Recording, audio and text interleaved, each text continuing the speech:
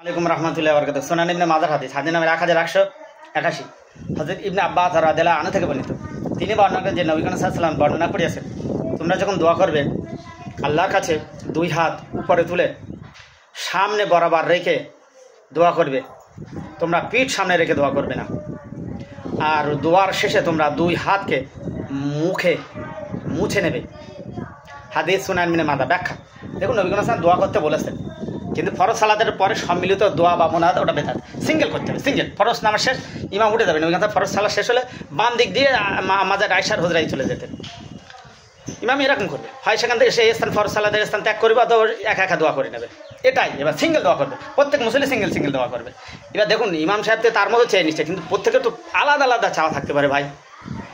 যুবকরা তো বিয়ের কথা বলবে যে আমার একটা সুন্দর বউ দরকার, নারীরা বলবে সুন্দর একটা আমার স্বামী দরকার, কেউ বললে শিক্ষিত ছেলে বললে আমার চাকরি দরকার, কেউ বলবে একটা কেটিএম গাড়ি দরকার, বয়স্করা বলে আমার ছেলে মেয়ের বিয়ে দরকার, কেউ বলবে জমি কিনবে, কেউ বলবে হজে যাবো, ইত্যাদি ইত্যাদি বিষয় চাওয়া থাকতে পারে। সিঙ্গেল চেয়ে নেবেন। দেখুন, এখানে মাধবী নন মাধবী করবেন না, আপনার কোরআন সৈয়দকে আগে প্রাধান্য দেবেন। আমি তো হাদিস নাম্বার দিলাম। হ্যাঁ, সম্মিলিত মোনাজাত ফরজ সালাতের পরে বেদাত, কিন্তু দোয়া করা যাবে বা মোনাজাত করা যাবে সিঙ্গেল। হ্যাঁ, আর অন্য সময় যদি দোয়া করতে চান সালাতুল ইস্তিসকার সময় ছাড়া নবী কাসেম অন্য সময় দোয়া করতেন না।